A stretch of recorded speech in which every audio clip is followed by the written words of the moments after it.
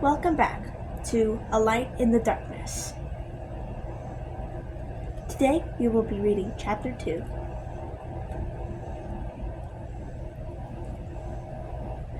Take a breath. Put the coin in a safe spot. Unpack.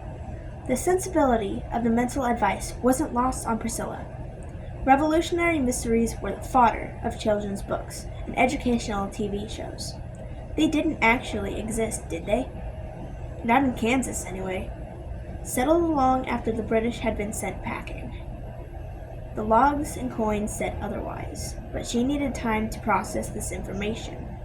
On a practical level, she would require food at some juncture. Her local maps listed a Stop and Shop down the coast, and the nearby town of Tisbury was home to a lot of businesses. She needed to walk away from this and take time to accumulate herself with the town, the shops, and the people. But first, food and unpacking, mundane chores that would allow her time to think. She plopped the first suitcase onto the bed, unwound the lengthy zipper, and lifted the top. She withdrew her serviceable navy blue dress. As she did, a small jewelry pouch slipped from the folds and onto the floor. Twin gold earrings popped out. One stayed put alongside the velvet sleeve, but the other rolled across the bright-toned rag rug on the polished hardwood floor. She retrieved the earring and the pouch. Refusing to think about gold, then immediately lifted a summery top with a gold chain tie on neckline from her suitcase. More gold. The thought of that lone gold coin in the history of the land, the Lathams and the lighthouse intertwined in her head. If the gold was hidden somewhere on the island and a piece of it lay here in her antiquated cottage, logic suggested the bulk of the treasure could be here as well. And that Coast Guard captain, handsome Coast Guard captain, she admitted to herself, said folks had been searching on her property. Perhaps there was more to this story. In an area so rich with American history, there had to be a place to learn about. She looked into it when she drove into town. For the moment, organization and shopping were key. Perhaps the prosaic job of stocking food shelves and a refrigerator would push buried treasure from her mind. She settled the empty luggage into a corner and slipped her purse over her arm. Grabbing her keys, she headed for the door facing the road. Three faces peered through the wide pane of glass. She screeched as they screeched, but their notes were of delight. "She's here! It's her! Priscilla, it's us! Joan, Gail, and Trudy!" The blonde pointed to herself when she said the third name. "Welcome to Vineyard Haven." Priscilla opened the door and was instantly engulfed in a trio of hugs and a round of exclamations, most of which came from Trudy. Gail looked thrilled to meet her. Joan stayed back slightly, but appeared pleased as well. When Trudy grabbed Priscilla in a third hug, Joan rolled her eyes. "You'll scare her right back to Kansas with your antics, sister dear. By the way," by the look on Priscilla's face, she hasn't seen the likes of us before. Joan offered the warning in a calm, steady voice with no malice. "You might want to tone it down." "Oh, she'll get used to us in no time," Trudy insisted. Her bright smile and anxious-to-please expression put Priscilla in mind of a puppy she and Gary had raised nearly 20 years before.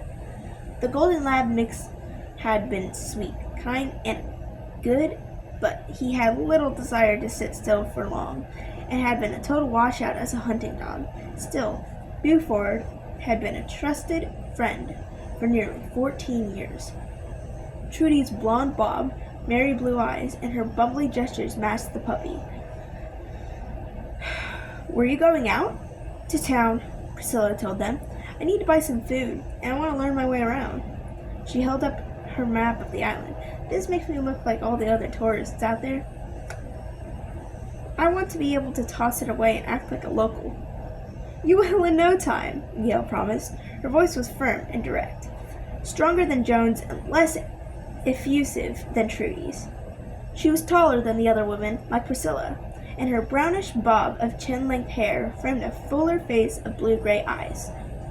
Once the summer crush ends, about 60% of the people disappear, and then it drops another 10 or 15,000 when the leaves fall. Priscilla frowned. They wait for the leaves before they leave? Leaf peepers, Joan explained. They moved towards the door and swung it wide. Girls, let's let Priscilla get her shopping done. We can talk to her later. She shifted her attention back to Priscilla. Can you join us for dinner tonight at Gail's place? We're marinating chicken and skewers, fresh squash, and tomato from the garden. Patio tomatoes, she added, as if it mattered. The real ones won't be ripe for weeks. But I find those little container plantings are a lovely treat in July. What can I bring? Priscilla asked immediately. Gathering back home were generally potluck, and she remembered that being a New England tradition as well. How about some fresh fruit? Joan suggested. That would be lovely and easy while you get your bearings. I'll do it. Priscilla followed them out the door, and then paused. Oh, wait! The trio pivoted, almost in unison. Where does Gail live?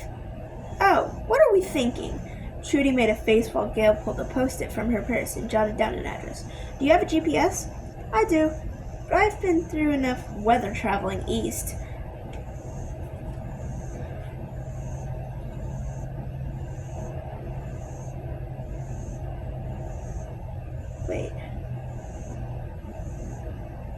Weather traveling east, then I made sure to buy a map as well, Priscilla said. The GPS wanted to take me up some obscure mountain road during a bout of bad weather in central Pennsylvania. I realized then and there that while there's good to be said about technology, there's good to be said about an old-fashioned laminated map as well. You are a wise woman, declared Gail. We always need to have a plan B, just in case. Plus this address into your GPS, or just plug this into your GPS, or just check it out on the map, Trudy added as Gail handed over the sticky note. It will bring you right to Gail's door. It's a quick trip down Old Lighthouse Road, and take a right on a Fairfield. You can't miss it. What time's good? 6:30 if that's good for you, Gail told her. My dad lives with me. He would be your Uncle Hubert, your mother's brother, but everyone just calls him Hugh. That doesn't take well to change. He's not exactly what you'd call easygoing, so 6:30 is about as late as I dare plan a meal. 6:30 works for me, Priscilla told her. That gives us time to sit and talk, Gail added. There's something special about a summer's night when the breeze calms down and all boats come back to shore. It did sound special, and the girl's arrival offered a pleasant respite from Priscilla's agitation over the coin. She didn't get agitated as a rule. Why start now? With a new plan afoot. She'd approach the mystery of the coin like she would anything else, with a simple, straightforward plan of attack, starting with the town historian. If Tisbury didn't have one, she'd find someone associated with the school or the library.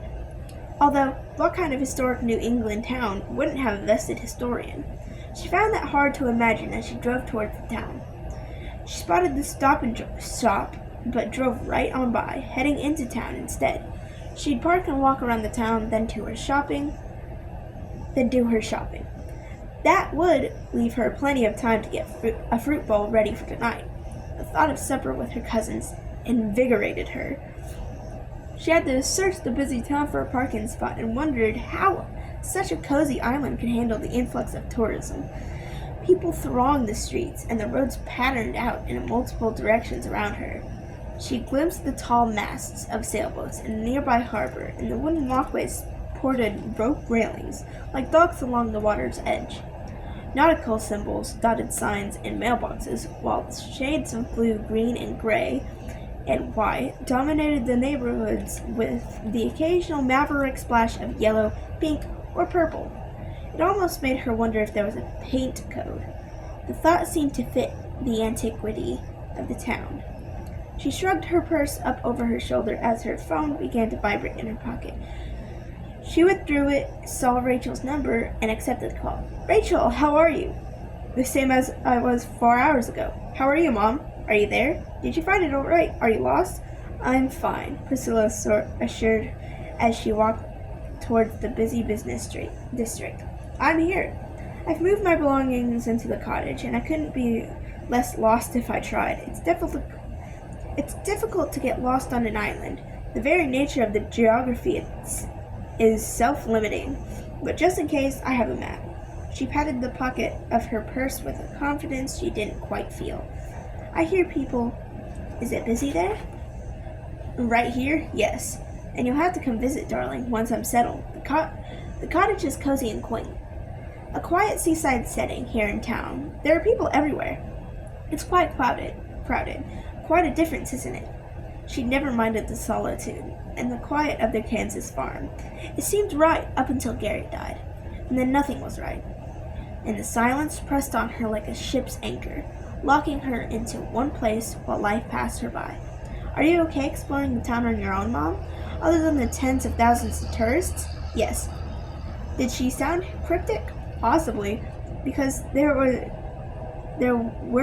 was it written that the daughter should become overprotected of the mother? I'm exploring the town, then I'm going to grab some groceries, and then I've been invited to supper with my 3 cousins.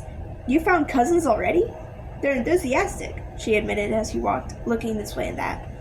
The town's busy beauty called out to her, and everyone seemed amazingly cheerful, but why wouldn't they be? The charming setting, highlighted by picture-perfect weather, green grass, thick trees, boat whistles, and bright white sail dotting around the water, seemed joyous. And the smell of fresh fudge from Murderick's fudge shop made her downright hungry. They stopped by this morning and they got the cottage ready for me. Lovely ladies, I think. And they're not mad that your aunt left the cottage to you and not one of them?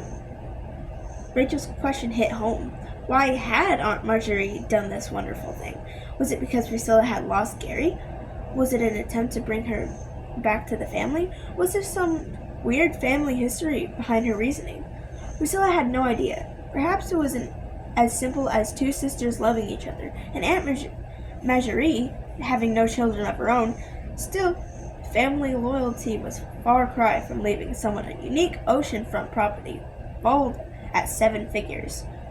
A property that might have a stash of gold buried on it somewhere. She shushed thought instantly and answered Rachel, I expect they have places of their own, honey. Remember, my mother's family lived here for generations. Lathams are part of the landscape. I've just added one more. Except that's not home, Rachel whispered. Wheatfield is home. The farm. The land. At least it was. Priscilla couldn't do this. Not again. Not here. Not now. Surrounded by people. Talking about the past pulled her into it. It had been a good life, she recognized that, but everything was different now. Rachel had moved away from the farm years ago and was now a top-level project manager from a telecommunications corporation. She visited a few times a year, but she was busily engaged in her own life, just as it should be. Staying in that rambling farmhouse alone wasn't an option for Priscilla, and she recognized that as soon as she opened the lawyer's initial letter. Paths change, darling. Sometimes they have to because we're given no choice. As she spoke, she noticed a small plain sign arrow pointing through the maze of streets. Historical museum, just that. Nothing more. She made the left turn and aimed for a sunny yellow Queen Anne Victorian tucked slightly off the road, right at the curve. I have to go, darling. I just spotted the historical museum and I have to meet the curator. Rachel, you've always loved history and you're going to love this place once you visit. It's steeped in old but embraces the new. I'll give you a call back as I settle. Love you. She hung up quickly because the thought of Rachel had a good heart. She liked to wrangle. She lost her father when you lost your husband. You share a deep loss. Doesn't that make her feel normal? It did. But that didn't help those empty days on the wind-blown Kansas prairie. She hadn't sold the farm yet. She wanted to test the Massachusetts water first, see what fit. But if this worked out, wouldn't a young couple love to raise their family on that sweet farm? The farmhouse should be filled with life again, as it had been for years. She hurried up the walk. past a larger sign that said, "Welcome to East Shore Historical Museum. Curator, Mildred Pearson." She climbed the wide, pale gray steps and crossed the old-fashioned porch to the front door of the converted house. The door swung open as Priscilla approached, and a young woman with a little boy emerged. "Oh!" The woman looked surprised when she almost smacked Priscilla with the storm door as the boy squalled in her arms. "I'm so sorry, I didn't see you. I want to stay here. I want to stay here and play. Why don't you ever let me do what I want?" The boy shrieked in anger, reaching for the door around his mother's shoulder. Priscilla moved to one side to avoid his flailing arms and legs. "A history lover, I take it?" The young woman made a face of dismay and humor. "I think it's more likely that he wants more of Candy Lane's cookies. She provides them for the history tea every Monday afternoon, and Ryan is determined to eat the entire plate." She gathered the boy in more securely as she headed down the walk. "Nap time," she sang out, which inspired another round of protests from the indignant child. "A history tea?" Intrigued, Priscilla stepped through the door into a wealth of yesteryear. The historians had converted each room of the house into a distinct time period of wall coverings and furnishings. Historic photos decorated the walls, while quaint room settings filled each space as if she'd walked into another dimension. The rooms displayed a plaque advising the relative historical date: an 1812 parlor, an 1815's dining room, a 1790s pantry lined with painted wood shelves and kitchen necessities of the time. Gazing at the multitude of hand-cranked, labor-intensive devices, Priscilla felt lazy by comparison. She heard voices coming from the kitchen. She followed the noise and paused in the doorway. So did the chatter. 3 women and 1 man sat around a small table. All stared at her as if having a stranger walk in on Monday tea was against the order of things. "Good afternoon," she said. A tall, thin woman stood up. Smooth, gray-haired, pinned up made her seem even taller and thinner than she was. She wore a long dress, in keeping with the antique displays, and wore no makeup on sun-tanned cheeks. The coloring meant she didn't spend every day inside the museum. She moved forward. "Hello," she tucked out a hand. "Mildred Pearson. I look after the museum. Priscilla Latham Grant." Priscilla told her as she accepted her handshake. "I just moved into my aunt's cottage. The lighthouse on Bailey Point?" The man's brow shot up, along with the interest. "The lighthouse has a new owner. Since when?" "Since she left it to me," Priscilla suggested with a hint of humor. "I haven't been back to the vineyard since I was a child, and I'm hoping to learn more of the history." "And the lighthouse's history," she added. "I figured here was the best place to start, but I can see you're busy. Not too busy to share a love of history and cookies." Mildred lifted a plate and offered it to Priscilla. "If you want to connect with history, try these. Rosemary shortbread cookies, lightly dusted with powdered sugar. They're melt in your mouth delicious." Priscilla tried the cookies and couldn't hold back a smile, nor did she try. "These are amazing. You said they're made with rosemary? Who would think to put rosemary in a cookie?" "They're love cookies." Another woman smiled as the man rolled his eyes. "Rosemary is the herb of love, they say, so Candy calls these her love cookies." "And why wouldn't she?" The third woman. "Everyone in the town loves them, and her. If you want to be in on the news in town, stop by the bakery," the man spouted, not looking one bit happy about cookies, or history, or baking. The gossips gather there daily. If it's old news you're looking for, bearing the intellectual qualities of true history, Mildred and I can help you. His words put a funny look on Mildred's face, but she shielded it quickly. "I'd love to talk to you about our history. The town, the island, the Latham family. I found the whole thing absolutely fascinating, Priscilla. Can you come by tomorrow morning?" She tipped her head slightly, waiting for Priscilla's answer. "I'd be glad to. What time?" 9 is good if that's not too early." It wasn't, so Priscilla nodded. "We open at 10, Mildred explained. "That would give me an uninterrupted hour to fill you in. Would you like to stay now and have tea with us? We're nearly done, but you're welcome to join in." It sounded marvelous, and what better way to meet fellow history lovers than cookies and tea? But she didn't have time. I'd love to, but I can't today. I've got some shopping to do, then I'm meeting my cousins for supper.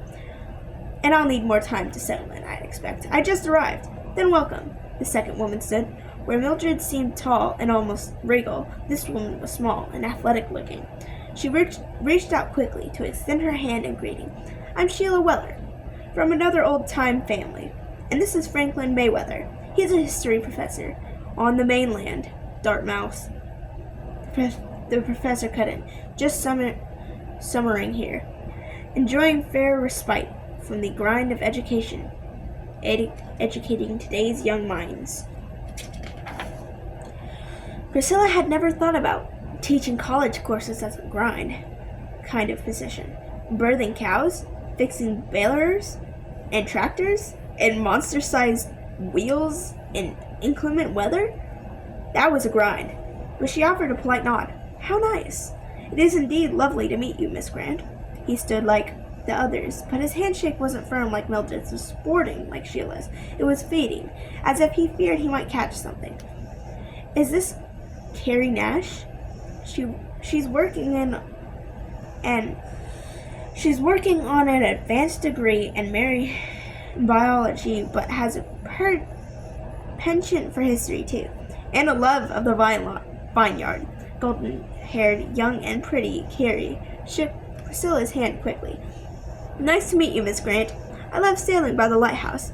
The romantic in me wonders how many women must have prayed beneath that light, hoping it would guide loved ones home. No small number, I suspect. I expect you're right. Carrie's words inspired an image of women and children waiting for the menfolk to return to harbor.